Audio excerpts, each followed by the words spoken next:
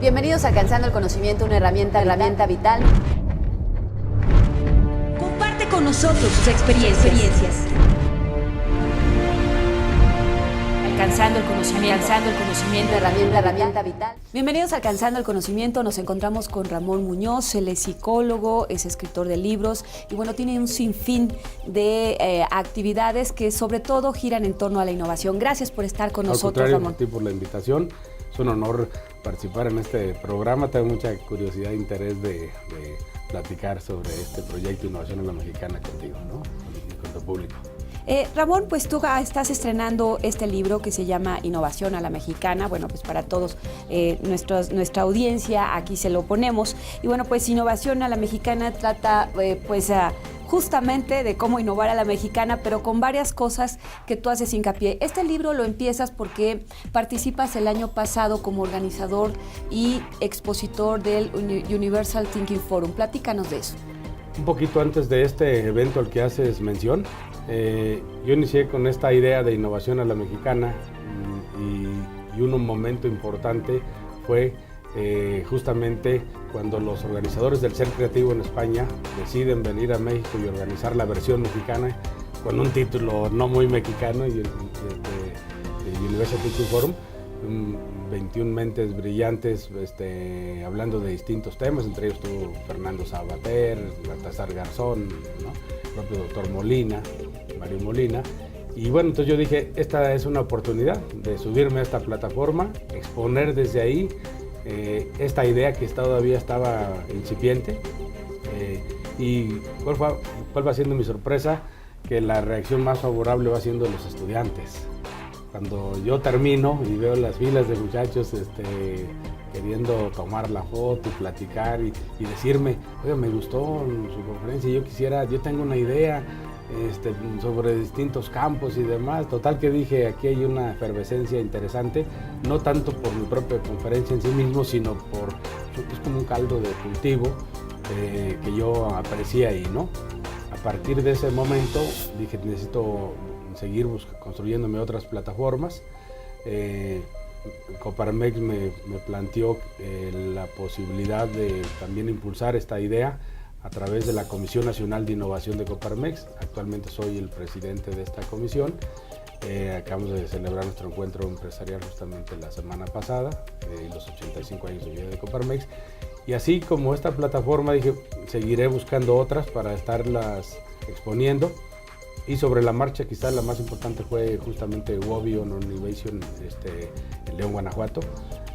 Fui el único speaker mexicano con figuras ahí de la talla de Steve Wozniak, el cofundador de Apple, o de Peter Westerbaca, que tiene que ver con el creador de las Angry Birds, este videojuego que le ha dado la vuelta al mundo. Y para mí era importante que las cosas fueran saliendo bien, porque no se trataba de mi persona, sino de justamente de todo lo que hay detrás de esta idea que ahorita te habré de exponer. Entonces, a partir de estas plataformas dije, bueno, necesito contar también con una expresión más concreta de este proyecto, y justamente es que edito este libro y lo hace público la editorial Penguin Random House, que hoy por hoy pues, es la editorial más importante en el mundo, ¿no? Y justamente, bueno, antes de entrar a lo que trata tu libro, algunas partes, como para que la gente también se quede con las ganas y bueno, pueda leerlo. ¿En qué momento está México? Tenemos de alguna manera como, por una parte, actores que impulsan la innovación, pero por otra parte tenemos fracasos de innovación que no se han dado. Justo haces este libro, Innovación a la Mexicana, y justo el momento que estamos, ¿qué pasa ahí? Sí, lo más importante es cuando uno se pregunta por qué innovación a la mexicana. Bueno, lo primero es, este siglo está siendo de los creadores y los innovadores. Es decir, los creadores y los innovadores están siendo los protagonistas en este cambio de época en todo el mundo. Y México no puede quedarse atrás. Hoy por hoy todo el mundo habla de innovación. Lo cierto es que innovación ha habido en toda la historia de la humanidad. Está vinculada a la supervivencia misma del ser humano. Sin embargo, lo que está cambiando es la frecuencia con la que estamos hablando de innovación, pero sobre todo algo muy fundamental, el ritmo de la innovación. tú puedes estar mejorando en tu posición competitiva en el mundo, 3, 4 lugares, pero si tu competencia mejora 10, en lugar de avanzar resulta que retrocedes. Entonces, México, si tú lo ves en cualesquiera de los parámetros mundiales, siempre nos ubicamos en la tabla media. Y esa media pues, tiene que ver como con la mediocridad, ¿no? En términos de competitividad, por ejemplo, el año pasado éramos el país en número 63, este año bajamos a la posición número 66. Por un lado mejoramos en la facilidad para hacer negocio como país, pero otros países lo siguen haciendo a un ritmo mucho más rápido, más intenso. Y entonces, frente a esto, México no tiene más alternativa que o le entramos al tema de la innovación para convertirlo, promover la cultura de la innovación, para hacer de la innovación la cultura nacional, o seguiremos rezagados y con problemas estructurales que cada vez están siendo más crónicos en todos los campos, en el campo de lo mismo en la educación, que en la seguridad pública, que en la salud. Entonces, frente a esto, creo yo que la respuesta tiene que ser que México como país se apueste a fomentar la innovación, pero desde el punto de vista cultural. Aquí entramos justamente en el tema. No tenemos la suficiente cultura de innovación, está incipiente, y de momento los problemas estructurales como los que ya mencionaste y el día a día, lo cotidiano, la burocracia, la corrupción, todo este tipo de cosas, como que de momento te frenan y hacen que la innovación no florezca o que la gente tenga miedo a emprender cosas. Sí, así es. Justamente yo aprecio un momento muy delicado en la vida del país. O sea, por un lado, tú ves que tenemos una población eminentemente joven, pero por otro lado, pues no somos jóvenes para toda la vida, ¿no? O sea, uno cada vez el tiempo le va pasando facturas a uno, y pasará con toda esta estratificación social que hoy por hoy es un activo importante que tiene el país. Pero tienes, por un lado, toda esta energía, muchos sin oportunidades y sin posibilidad de visualizar un futuro prometedor para ellos, y que optan por una cultura de la muerte, de la violencia, como lo estamos viendo en los distintos sucesos, como el caso de Iguala y muchos otros más en el país. Pero por otro lado, hay una gran cantidad de muchachos, de jóvenes, que dicen, y de niños que vienen detrás de ellos, que dicen, yo quiero un México diferente, y que están haciendo cosas interesantes a la luz de que ellos forman una generación distinta a la que a uno le tocó vivir de niño, de adolescente, donde hoy por hoy tienen a su alcance una serie de información, de tecnologías, de conceptos que antes no los tenía uno de manera tan accesible. Entonces, yo viendo esto digo, es importante apostarle justamente a estos chavos que le están apostando a la cultura de la innovación en nuestro país. Y justamente la propuesta que yo estoy planteando es una propuesta que tiene 5 características que me parecen 5 ideas poderosas y muy interesantes, por lo menos para valorar. ¿Cuáles son esas 5 características de innovación a la mexicana? Bueno, la primera es, estamos hablando de una innovación a partir de nuestras tradiciones, una innovación que parta de nuestra cultura. Normalmente siempre estamos con la falsa dicotomía de tradición o innovación, y yo digo, la innovación siempre parte de lo que ya existe, entonces tenemos que innovar a partir de lo mejor de nuestra cultura en términos de nuestras costumbres, nuestra tradición, nuestro lenguaje y demás. Y aquí tenemos casos muy interesantes, como digo, de manera icónica puedes tener al Pepinaco Balín, ¿no? Tanya Moss, con la que acabo de estar, que está haciendo cosas bastante interesantes, pero también Claudia Muñoz con Chamuchic, ¿no? Hasta los chavos que están haciendo cosas que se llaman Ai Weiwei y que tienen dificultad hasta para que les acepten su nombre. Entonces, innovar desde el principio aquí es, toda tradición tiene que ser innovada para que siga siendo tradición. Por ejemplo, tú quieres conservar la tradición de tus pueblos mágicos. Es un programa que echó a andar Vicente Fox en el 2001, cuando era presidente, y que este gobierno quiere relanzar, digamos. Muy bien, está perfecto que quieras conservar esa magia de tus pueblos mágicos. Nada más que si la magia tiene que ser innovada para que siga siendo magia. De otra manera, va a terminar perdida en el olvido, en el abandono, en pueblos sin vida, sin protagonistas importantes, que se de migrantes, por ejemplo, ¿no?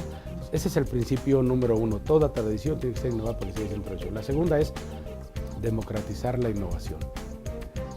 Así como decíamos, por ejemplo, Georges Clemenceau decía, era un gran estadista francés, periodista también, decía, la guerra es un asunto demasiado serio como para dejarlo en manos de los militares. Hay cosas que estamos viendo en este país un poco en esa línea. Konrad Adenauer, gran estadista alemán, decía, la política es un asunto demasiado serio como para dejarlo en manos de los políticos. Y yo digo, la innovación es un asunto demasiado serio como para dejarlo en manos solo de los investigadores en las empresas o del Sistema Nacional de Investigadores en nuestro país.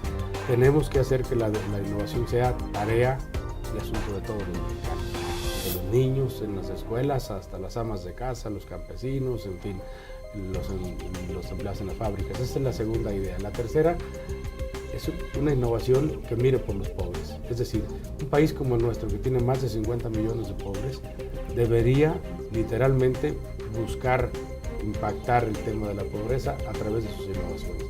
Hay innovaciones que están dando en el mundo, por ejemplo, pero donde nos queda claro, lo decía el propio Steve Wozniak en el pasado foro de Bobby, queda clarísimo que la tecnología no está ayudando a mitigar la pobreza. Está ayudando a que haya más ricos en el mundo, lo cual estoy en total acuerdo.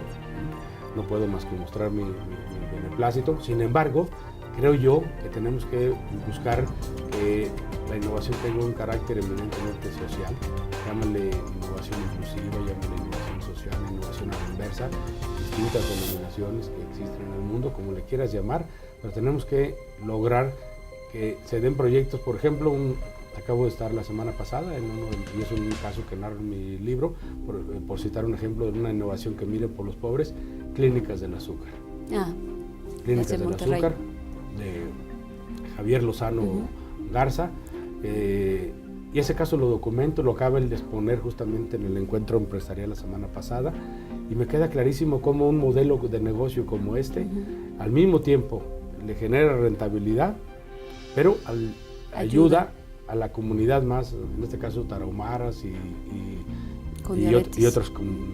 Sí, el tema central es la prevención del diabetes y el tratamiento vinculado con este tema. Entonces, y como este ejemplo puedes tener Camisas Flor de Mayo, los chamacos del TEC de Monterrey, que también los cito, con los que tengo una muy buena relación y busco ayudarles a conectarse, a promover proyectos. Sería un poco en esa dirección. Otro concepto importante es que la innovación debe estar vinculada a resolver los grandes problemas nacionales. En lugar de dejar la innovación de manera abierta o aislada, no, debe estar vinculada. Estos son los principales problemas que tenemos como país. Algunos de ellos son crónicos, o sea, estructurales le llaman en el INEGI, pero finalmente yo ahí mi apuesta es, por ejemplo, hay una iniciativa del gobierno federal que me parece interesante, que está desde la agenda digital impulsada, que es Datatón para el Desarrollo. Entonces, lo que buscan es que las innovaciones de carácter tecnológico, que vinculan ciencia y tecnología, les falta vincular el arte también, pero lo están ellos orientando a la resolución de problemas de tipo nacional. Entonces, Datatón para el Desarrollo. Si una iniciativa como esa la pudiéramos hacer extensiva a los grandes recursos que tiene el rubro de ciencia y tecnología en el país, que suma más de 80,000 millones de pesos, y lo pudiéramos vincular a resolver el problema del agua o a cosas muy puntuales de salud pública.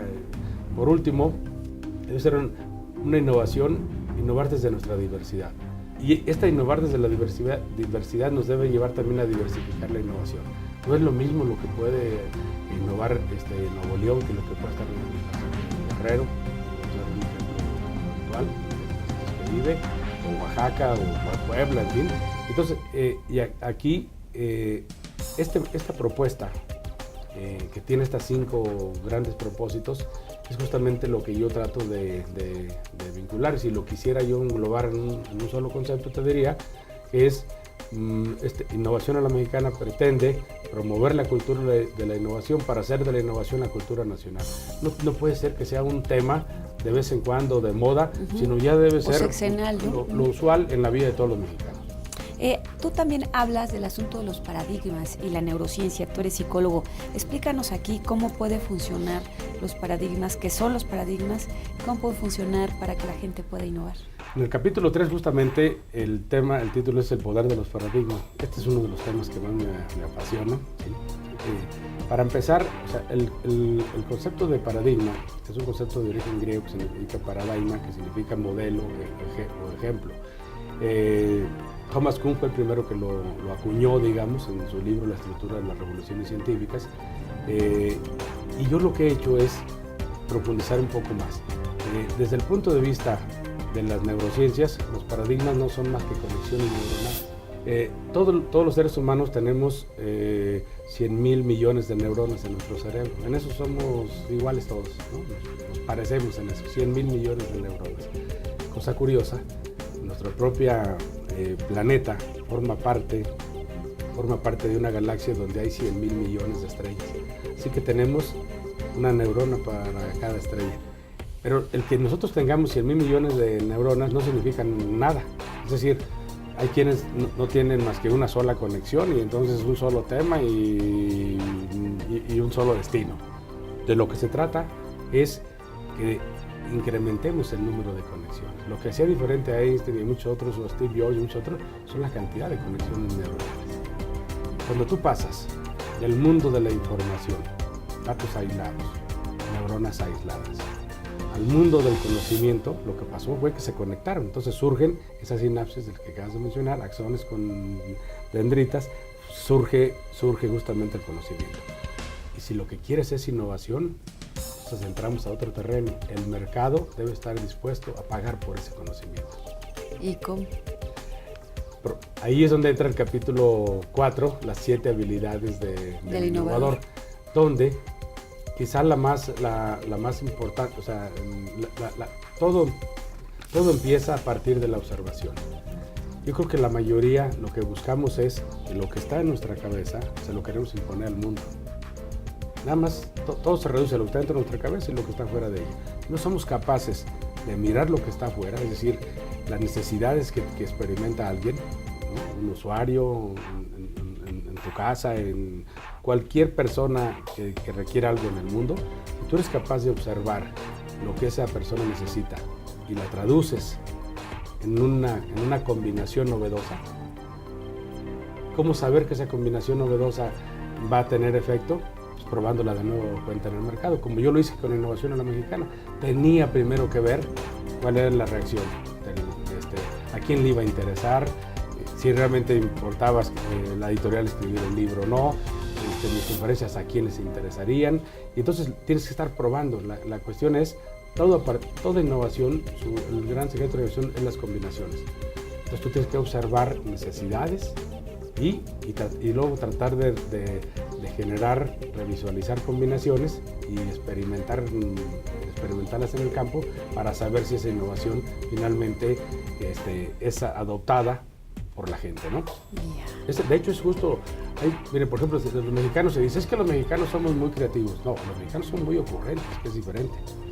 La ocurrencia me parece que es algo muy importante, porque la ocurrencia lo que hace es conecta datos aislados de manera instantánea y te provoca la sorpresa, la novedad y un poco el buen humor.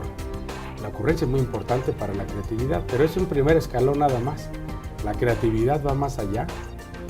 Y la diferencia que tiene para mí la creatividad con la innovación es, la creatividad es un proceso personal y subjetivo. Personal y subjetivo. Tú puedes ser muy creativa, ¿sí?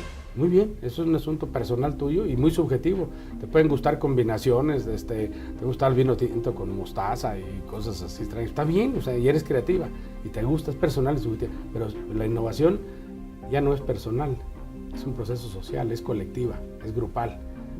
Vas a necesitar de una habilidad muy importante que se llama crear redes.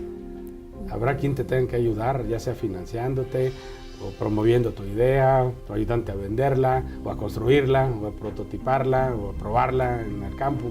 Vas a requerir de muchísima gente más. No existen las innovaciones individuales. En ese sentido no existen los genios individuales. Siempre requirieron de un mundo de actores. Entonces, la innovación es grupal, pero al mismo tiempo es objetiva. Es decir, ya no es un asunto que se queda en mi fuero interno, sino hay evidencia pública de que a la gente le gusta, ¿no? Esas largas filas para comprar el iPhone 6, desde la madrugada, pues te lo están señalando, que efectivamente estás hablando de una innovación, ¿no? Y que le va a gustar a muchísima gente y están dispuestos a pagar y a formarse. A formarse, invertir tiempo y demás de su vida, ¿no? Para tener ese producto consigo. No sé si tengas algo más que decir de tu libro. Quisiera pasar a algunos otros temas que tienen que ver con el sector ciencia, donde tú has estado muy relacionado en los últimos años. Bueno, lo primero es que, la invitación obviamente es a que lo adquieran. Hay una página, si me permiten mencionarla, sí, claro, que es Neuroinnova, neuro de neurona, innova de innovación, ¿no?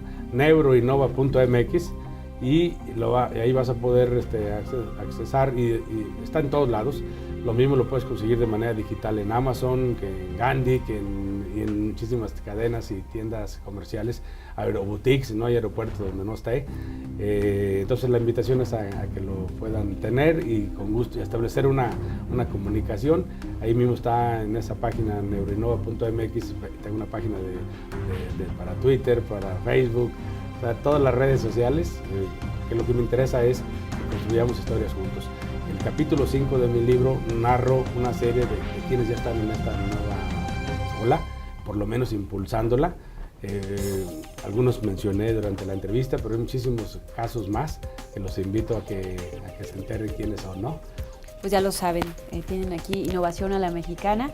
Y bueno, pues antes de terminar esta entrevista, quiero platicar con Ramón, pues algunos temas que tienen que ver con el sector de la ciencia y la tecnología. Tú estuviste estuviste en el Senado, fuiste de los impulsores de la Ley de Ciencia y la Tecnología en el sexenio anterior, y después estuviste como senador también en la Comisión de Ciencia y Tecnología. ¿Cómo ves al sector? ¿Hay política científica en el país o no hay política científica en el país? Bueno, yo creo que, digamos, desde el punto de vista de una expresión, de una intención reflejada en un documento rector, sí, desde luego que lo tiene, ¿no? Me ha tocado estar incluso en varias presentaciones, la más reciente, la del PECITI, por ejemplo. Aquí yo creo que lo más importante es que quizá deberíamos revisualizar varios temas que me parecen críticos, digamos, ¿no? Y van un poco en la línea de mi propuesta. Para empezar, se habla mucho, por ejemplo, de innovaciones de tipo tecnológico, ¿no? Y las innovaciones de tipo tecnológico nada más combinan ciencia y tecnología, pero hoy por hoy en el mundo el diseño es más importante, el diseño, es decir, el arte. Entonces, y aquí es donde surge todo eso que se conoce hoy como la economía naranja. Pocos han oído escuchar del término, pero que cada vez la economía naranja, entiende que involucra todas las partes creativas y culturales, y cada vez está teniendo un mayor peso en el mundo, digamos. Pero entonces esa omisión de dejar el arte de lado y totalmente enfocarse nada más en ciencia y tecnología, me parece que es una visión que puede tener un alto impacto en términos negativos para el país. Pero hay otros debates que me parece que son, me parece un poco pérdida de tiempo y de enfoque. Por ejemplo, el creer que todo debe estar enfocado a lograr que el gobierno invierta el 1% del PIB en materia de ciencia y tecnología.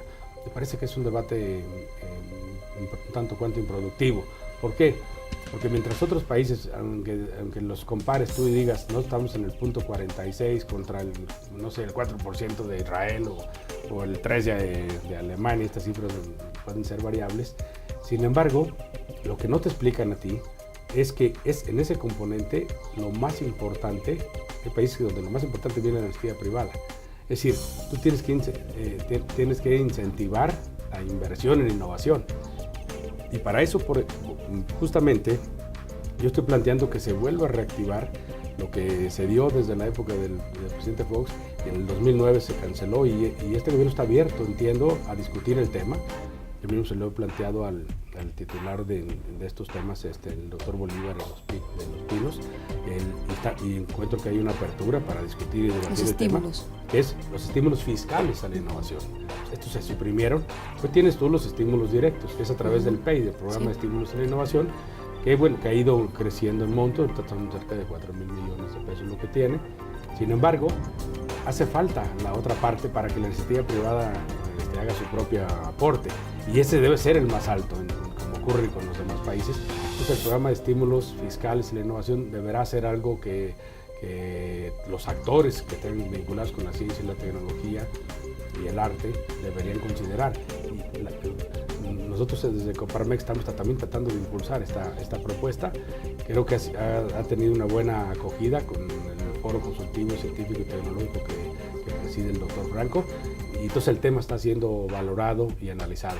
Entonces eso sería otro de los temas que habría que revisar, ¿no? Y romper ese falso debate, ¿no? Se habla, por ejemplo, habría muchos otros mitos en relación a la innovación que tendremos que trabajar. Por ejemplo, el mito de siempre que innovar es romper paradigmas. Por eso el subtítulo de mi libro es Más allá de romper paradigmas. La innovación no viene de romper paradigmas. La innovación viene justamente de cuando tú podrás romper paradigmas o no, conexiones neuronales, porque son conexiones neuronales, en términos ya sea de recuerdos, de moldes o de metáforas, en fin, hay distintas modalidades. Lo cierto es que viene de combinar ideas que nadie se le ha ocurrido conectar, porque eran ideas dispares, y entonces en ese sentido tenemos que también romper con ese mito. Quizá lo primero que tenemos que romper es con el paradigma de romper paradigmas. Es mucho más allá que eso, o sea, es combinar, parar, revisualizar, repensar, rediseñar. O sea, es una mentalidad caleidoscópica muy distinta al simplismo de vamos a romper tabús, normas o reglas, que a veces las implicara como un elemento de desactivación, pero no está la innovación justamente ahí en ningún ejemplo que yo conozca, ¿no? Entonces, ese tipo de debates yo creo que tendríamos que estarlo subiendo cada vez más a la mesa, y entender que la innovación debe ser tarea de todos, ¿no? O sea, ahorita se sigue pensando que va a surgir nada más de la comunidad académica o científica, y no es así. O sea, tanto ejemplo que pudiéramos estar viendo y están ocurriendo ahorita mismo de los chavos lo que están promoviendo a lo largo y ancho del país. Tienes, por ejemplo, en Chiapas uno que me encanta, que se llama Favoritoys. Favoritoys son unos chavos chapanecos que empezaron construyendo obras artesanales, pero como figuritas. Te das cuenta que hacían tu rostro, ¿no? Te tomaban una foto y luego lo hacían por manual, pero incorporaron las impresoras 3D. Ah, qué padre. Sí, claro. Y con esto, ahora tú les mandas tu fotografía por internet, ellos te elaboran tu figurita, te la envían personalizada. No es que ahorita su demanda ha sido tal que no se dan abasto, incluso su propia página está siendo reconstruida en internet. Favoritoys se llaman ellos. Y así como ellos, hay muchos ejemplos de lo que están. Sí, y que no vienen de la comunidad científica. No vienen de ahí. No digo que la comunidad científica deje de hacer lo que tengan que hacer. O sea, claro que yo ahí habría muchos cambios también, que tengo propuestas, como por ejemplo, los académicos deberían poder también tener acceso a las patentes, deberían poder tener esa posibilidad, como ocurre con otros países. Aquí está prohibido por ley. Yo modificaría esa parte y algunos otros elementos, digamos. Yo creo que hay mucho por hacer, pero lo más importante es que ojalá el tema de la innovación sea lo que estuviéramos debatiendo todos los días, y que entre todos los mexicanos, y no necesariamente todos, por desgracia, tantos temas que lo que nos arrastran es a países, a tiempos de barbarie, de incivilidad, y que pareciera que ese México bronco no terminamos nosotros por lograrlo, dejarlo atrás como parte de un pasado, y que nos proyectara un futuro más promisorio, ¿no? Sí, habiendo debates más importantes. Y bueno, y ya por último, en ese sentido, sin embargo, cuando hablas de innovación, cuando hablas de que la comunidad científica está pidiendo su 1%, como estos caminos, luego se ve una ruptura entre la parte empresarial por todas estas situaciones con la comunidad académica. No ha habido esa empatía. ¿Cómo lograrlo? Sí, quizá uno de los anhelos que tienen en la parte académica siempre ha sido, sueñan con ese modelo de la famosa triple hélice, donde puedas estar vinculando al sector gubernamental con las empresas y la academia. ¿Y eso no es posible? Yo creo que puede ser posible, pero para mí también aquí hay un debate que vale la pena subrayar.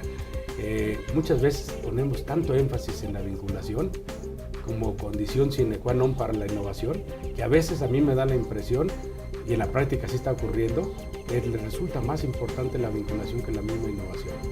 Y hay innovaciones que no necesariamente tienen que pasar por eso. Es decir, yo lo que creo es que ahí hay también un falso subrayado. Hay innovaciones donde incluso se da esa vinculación simplemente por cumplir con el requisito, pero la parte académica no necesariamente aporta mucho, y entonces se termina pervirtiendo esta situación. Yo creo que, en mi opinión, lo más importante es promover un ecosistema nacional de innovación que tuviera varias características, donde la innovación se vista como un cambio cultural, donde premiáramos a los innovadores. En este país, por desgracia, todos los que tengan que ver con estas combinaciones de ciencia, tecnología y arte, no necesariamente como 3D Robotics de Jordi Muñoz o Favoritoys o tantos ejemplos, así como les echamos porras a nuestros futbolistas como a Chicharito y a todos los que están triunfando. Sí, pues los innovadores, ¿no? Los innovadores no, o sea, se les considera medio nerds, medio gente media... excéntrica. Tú pones varias definiciones de cómo se les dice a los tenemos, innovadores. Y que los tenemos, exactamente, y los tenemos que cuestionar todo eso, sí. Tenemos que premiar la innovación, tenemos que premiar a nuestros innovadores, reconocerlos, rendirles el tributo, el culto que se merecen, y eso es parte de este nuevo ecosistema. Usar el liderazgo de los actores importantes, desde el presidente de la República, en las cámaras empresariales y demás, justamente para derribar barreras que impiden la innovación, donde al final de cuentas, justamente de eso se trata, que la innovación lo que requiere es un entorno. Silicon Valley lo que tiene de valioso es justamente que es un ecosistema, donde se puede, donde la innovación encuentra un terreno propicio para poder florecer. Y eso es lo que necesitamos en este país, ir creando espacios y demás. Ya tenemos algunos, pero finalmente hay mucho más todavía por hacer. Pues Ramón Muñoz, no sé si tengas alguna otra cosa más que nos quieras decir. Bueno, primero muy agradecido con esta invitación, la vamos a hacer en nuestras redes, una gran promoción, felicitarles por el programa de Alcanzando el Conocimiento. Yo creo que ese es el camino. Yo lo que digo es que muchas veces lo que estamos planteando cuando hablamos de una sociedad del conocimiento, digo, sí, el éxito seguirá basado en la gestión del conocimiento, pero hay que entender una cosa, no es cualquier conocimiento, no es el conocimiento del pasado, es un conocimiento que es más conceptual, más polivalente, y esto más novedoso, es decir, más vinculado a la innovación.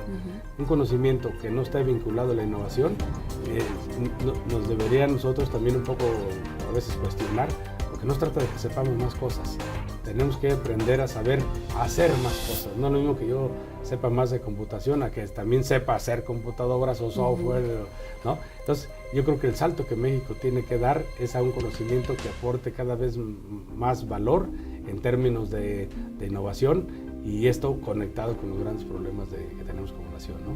Y felicitarlos por su programa y gracias por la invitación. Gracias, Ramón. Y gracias a todos ustedes por estar con nosotros aquí en Alcanzando el Conocimiento, una herramienta vital.